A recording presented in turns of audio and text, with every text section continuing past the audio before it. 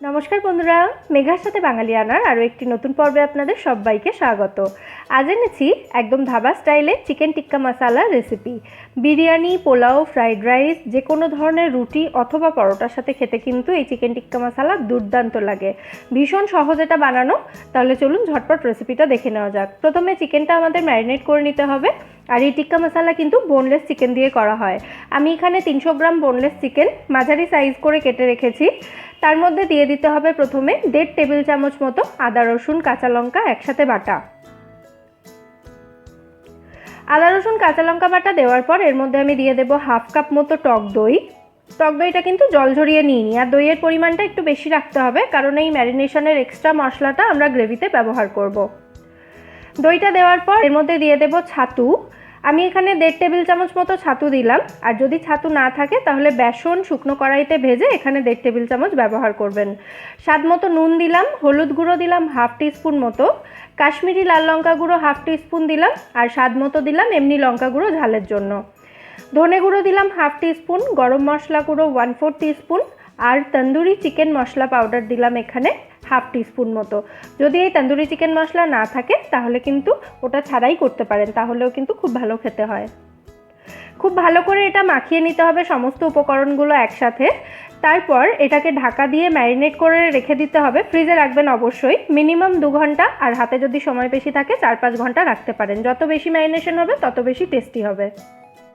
চিকেনটা ম্যারিনেট করা হয়ে গেলে ফ্রিজ থেকে বের করে অন্তত আধ ঘন্টা এটা বাইরে রেখে দিয়ে তারপর কিন্তু চিকেন টিক্কাগুলো বানাবেন। একটা ফ্রাইং প্যানে আমি সামান্য একটু সাদা তেল দিয়ে দিয়েছি, এর বদলে আপনারা বাটারেও এটা ভেজে নিতে পারেন। তারপর চিকেনের পিসগুলো ম্যারিনেশন থেকে তুলে এভাবে দিয়ে দিচ্ছি আমি ফ্রাইং প্যানে। প্রথম 5 মিনিট একদম লো ফ্লেমে ঢাকা দিয়ে এটাকে রান্না করতে হবে যাতে চিকেনটা সেদ্ধ হয়ে যায়। তারপর ঢাকনা খুলে এটাকে হাই ফ্লেমে নাড়াচাড়া করে একদম ডার্ক ব্রাউন কালার আসা পর্যন্ত ভেজে নিতে হবে। দেখুন 5 মিনিট ঢাকা দিয়ে রান্না করার সময় চিকেন থেকে বেশ অনেকটা জল বেরিয়েছে। এবার গ্যাসের ফ্লেমটা বাড়িয়ে দিয়ে এটাকে ভেজে নিতে হবে এই সমস্ত মশলাটা শুকিয়ে আসা পর্যন্ত। আর এই চিকেন টিক্কা কিন্তু শুধু চাটনি আর স্যালাড দিয়ে সার্ভ করতে পারেন, সেটাও কিন্তু খেতে দারুণ লাগে। নর্মালি চিকেন টিক্কা তৈরি করা হয় তন্দুরে, কিন্তু বাড়িতে তো সবসময় সেই সুবিধে থাকে না, সেই জন্য আমি এটা ফ্রাইং প্যানেই করে দেখালাম। প্রথম ব্যাচের চিকেন টিক্কা একদম রেডি, এটাকে আমি তুলে নিচ্ছি। আর বাকি সমস্ত চিকেন টিক্কাগুলো একই রকমভাবে বানিয়ে নেব।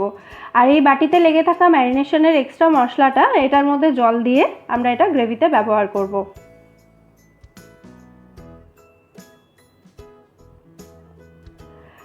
চিকেন টিক্কার মশলাটা তৈরি করার জন্য আমি এখানে একটা কড়াইতে 1 টেবিল চামচ মতো রিফাইন্ড অয়েল দিয়ে দিয়েছি। তেলটা ভালো করে গরম হলে ওর মধ্যে দিয়ে দিলাম একসাথে বেটে রাখা পেঁয়াজ এবং টমেটো।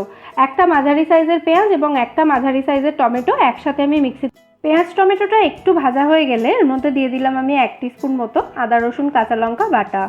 আদা রসুনের কাঁচা গন্ধ চলে যাওয়া পর্যন্ত এবার এটাকে ভালো করে কষিয়ে নিতে হবে। আর এই গ্রেভিতে দুর্দান্ত একটা কালার আনার জন্য এর মধ্যে আমি এবার দিয়ে দিচ্ছি 1 টিস্পুন মতো কাশ্মীরি লাল লঙ্কার গুঁড়ো। আর এর সাথেই আরও কিছু গুঁড়ো মশলা আমি দিয়ে দিচ্ছি। স্বাদ অনুযায়ী এখানে এমনি লঙ্কা গুঁড়ো দিলাম, হাফ টিস্পুন মতো হলুদ গুঁড়ো দিলাম, আর হাফ টিস্পুন মতো ধনে গুঁড়ো দিচ্ছি। এবার এই সমস্ত মশলাটা একসাথে মিশিয়ে ভালো করে কষিয়ে নিতে হবে। আর এই মশলাটা কষানোর সময় এর মধ্যে ম্যারিনেশনের যে এক্সট্রা মশলাটা ছিল বাটির মধ্যে, তার মধ্যে সামান্য একটু জল মিশিয়ে আমি সেই মশলাটা এখানে দিয়ে দিলাম। এবার এই সমস্ত মশলাটা একসাথে মিশিয়ে ভালো করে কষিয়ে নিতে হবে।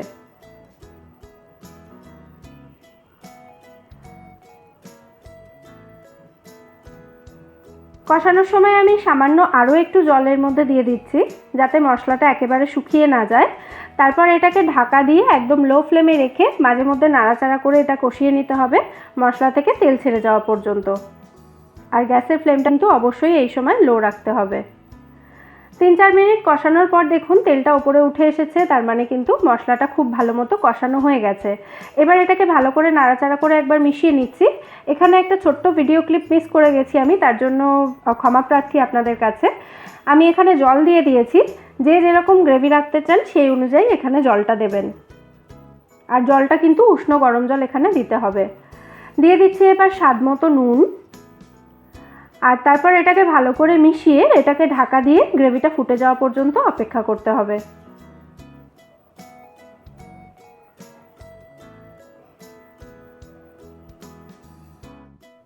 দেখুন গ্রেভিটা ফুটে উঠেছে। এবার আমি তৈরি করে রাখা চিকেন টিক্কাগুলো এতে দিয়ে দিচ্ছি।